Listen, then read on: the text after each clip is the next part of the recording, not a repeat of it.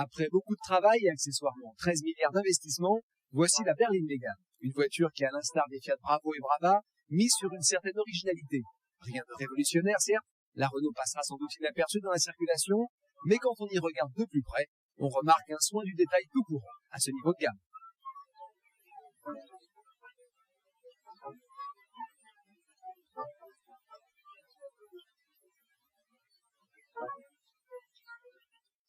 À bord, la Mégane vaut la vie en bleu. Bleu pour les plastiques intérieurs et pour la sellerie. L'ensemble ne manque pas d'allure et bénéficie d'une excellente qualité de fabrication. Hélas, Renault a encore une fois rogné sur l'équipement. Notre voiture d'essai, une 1600 RD, ne possède pas de rétro-électrique ou d'airbag, mais coûte quand même 104 100 francs. Certes, on peut toujours commander des options, mais certaines concurrentes étrangères en offrent plus pour moins cher. Heureusement, le volant et le siège sont réglables en hauteur, et petit détail, lorsque l'on passe la marche arrière, l'essuie-glace se met en marche.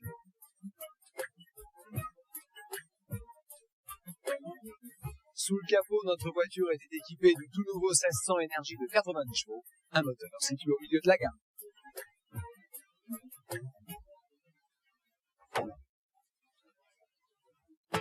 La première chose que l'on remarque d'ailleurs au volant de la Mégane 1600 RT, c'est la vivacité de ce petit moteur.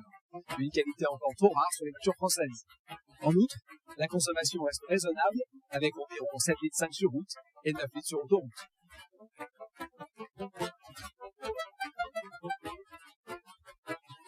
Pour le reste, malgré des suspensions très conventionnelles, la Mégane tient bien la route, même si elle ne parvient pas dans ce domaine à égaler une 306 ou une ZX.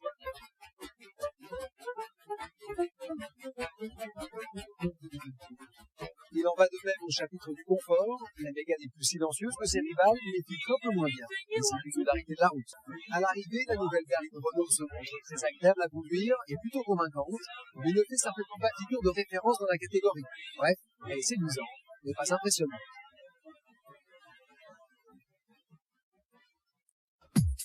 Mais en plus de la berline et du coupé, Renault va bientôt proposer 3 autres Méganes. Un cabriolet, une berline 3 volumes et un monospace. Pour l'instant, Renault se montre très discret sur ces nouveautés qui ne sortiront qu'en 96 et 97 et n'en diffusent que des images floues.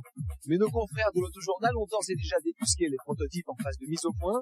On peut ainsi se rendre compte de l'allure générale du cabriolet et surtout du monospace. À l'évidence, en concevant 5 modèles d'un seul coup, l'équipe de Patrick Leclément n'a vraiment pas chômé. Situé dans un segment un peu moins concurrentiel, le coupé impressionne par ses lignes très agressives.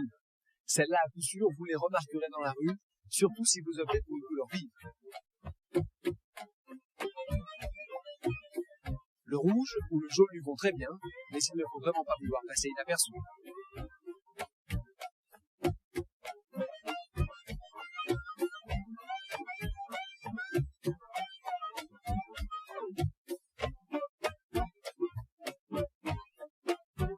À bord, on retrouve des excellents sièges Chemin-Baquet et un équipement cette fois sans reproche. En outre, l'instrumentation sur fond blanc à fière allure, elle donne une note sportive à une planche de bord qui, sans cela, aurait peut-être manqué de caractère.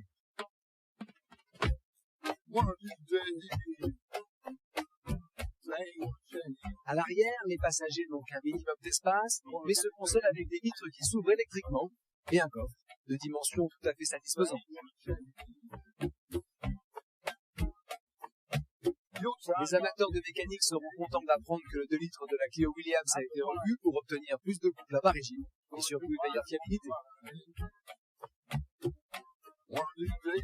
Il ne restait plus qu'à savoir si cette sportive française aiguisait votre curiosité. A priori, elle vous plaît. Splendide, très fluide, très sportive, agressive. C'est un beau coupé. J'aimais surtout beaucoup les compteurs blancs, le tableau de bord, mais j'aime pas trop le revêtement intérieur des sièges à cause du graphisme qu'il y a dessus, mais ça c'est un petit point de détail. C'est pas une voiture familiale, il y a très peu de place à l'arrière. Non, belle voiture. Mais écoutez, je pense que c'est une très jolie voiture, très compacte, peut-être un peu fortement tronquée sur l'arrière, mais qui a une allure très ramassée et qui, j'espère, un essai sur la route, se comportera très bien.